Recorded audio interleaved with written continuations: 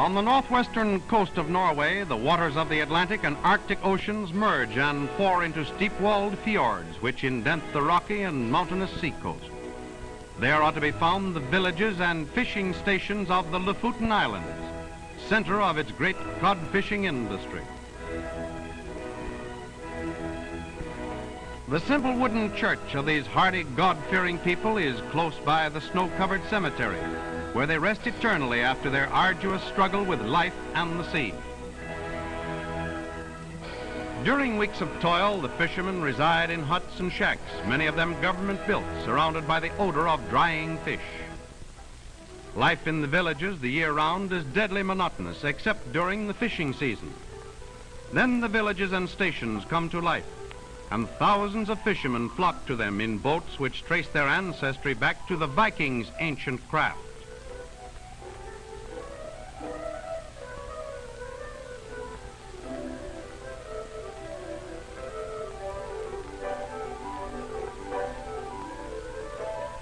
Early in the morning, the official black flag is raised, indicating that it is safe for the boats to put out for the fishing banks. From June to January, the codfish, swimming in tremendous schools, provide the fishermen with food, medicinal, and other products, which are exported to all parts of the world.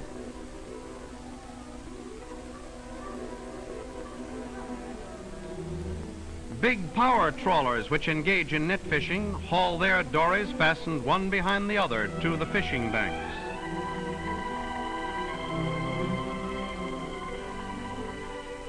Sailcraft and hand-propelled dories trail behind. On the way out, the nets are checked, the line hooks baited. On each line, which has floats and sinkers to keep it at the right depth for cod fishing, are hooks about 3 feet apart, sometimes 1,000 to a line. They are coiled in an open bucket, put into a small dory, then played out. At the fishing banks, the fleet, numbering as many as 3,000 vessels, occupies a space about 3 miles long, 1/3 of a mile wide. But there is plenty of fish even for those who have to row out to the banks, which are usually about 10 miles from the station. These husky men are well protected against the winter's chills. And while theirs is a long haul to the fishing banks where the larger boats have already laid their nets and lines, everyone is assured of a full day's catch.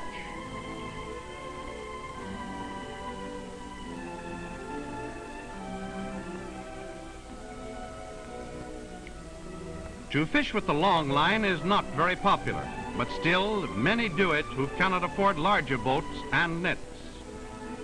Pulling in the line is hard work. The weight of the long line and the fish already hooked is sufficient to draw the boat slowly forward.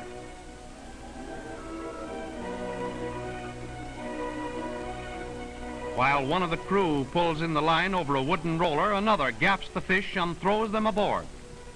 They don't have to complain about the results either, with a fish from 3 to 5 feet long weighing from 10 to 30 pounds on every hook.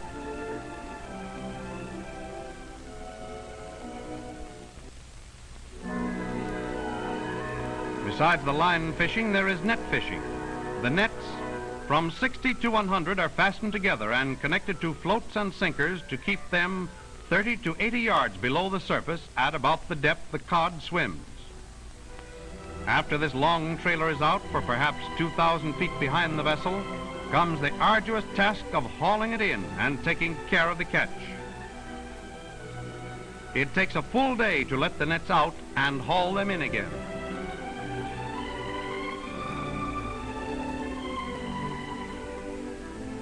They are drawn over the side by a power windlass, and caught by their gills are hundreds of big fish. Gaffing the fish, freeing them from the net, calls for skill that comes only from long experience. But it is deftly done, and rarely does one of them caught in the nets ever get away. There is an old saying that beautiful weather is a sign of bad fishing, which means that this day's haul won't be too good. But the old saying seems to be wrong, as net after net is reeled in, filled with cod. Last year's catch at Lofoten was 162 million pounds, about 3 tons to each fisherman.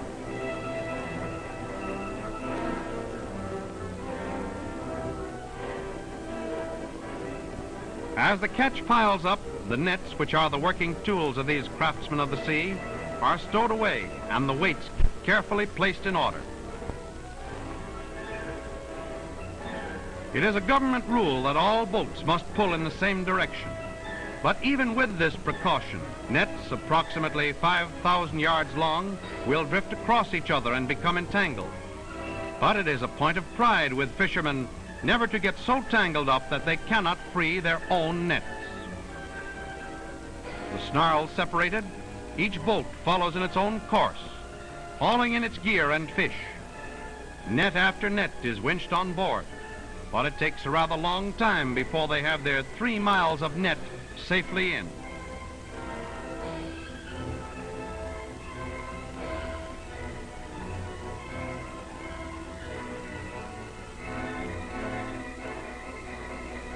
The last fish of the day's catch and the last float on board, the boats are now ready to return to the harbor. But going home is not a pleasure trip. First comes the work of cleaning and handling the fish, which starts when the boat leaves the banks. The heads are cut off and later prepared for use as fertilizer.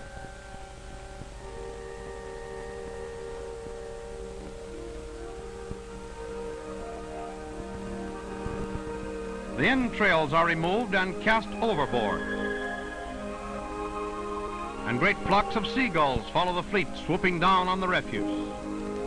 The roe is saved to be shipped to the Mediterranean, where it is used as bait for sardine fishing. The seagull keep the fishing grounds clean. In fact, there are no cleaner waters anywhere than the harbors of the fishing fleets, thanks to the hunger of these birds.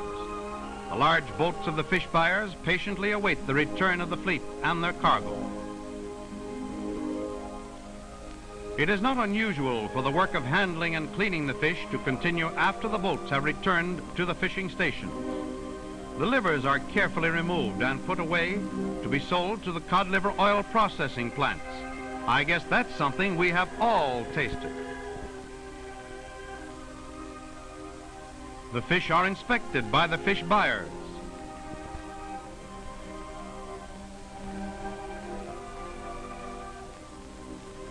They are then weighed to apportion to each man his share of the earnings of the catch. Some of the fish are split open, spread out flat, then salted, later to be sent further south and dried where the air is not so damp. Such cod are called split cod. The men who do this are specialists and know how to handle their great knives with much dexterity.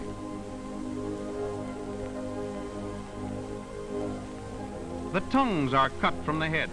When prepared, they are not only a delicacy, but a treat to delight the palate.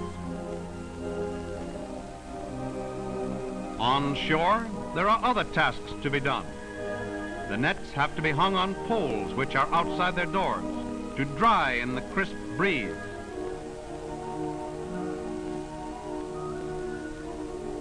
Afterwards, they are inspected for broken strands that must be mended before the next day's fishing. Toward the end of the day, when everything is peaceful and quiet, shipmates gather to enjoy a plate of delicious cod tongue, which very few of us have ever tasted because the supply never quite exceeds the demands of the fishermen. While some are washing down the boats, others are discussing the day's catch with their friends. Still others are engaged in telling of the big cods they might have caught if they hadn't gotten away. The balance of the fish which has been unloaded on the docks are tied together by their tails in pairs and hung carefully over the poles of the drying racks. Each owner must keep track of his own racks so that he'll be sure to get his fish when the day of removing them at the end of the fishing season arrives. These are called stockfish.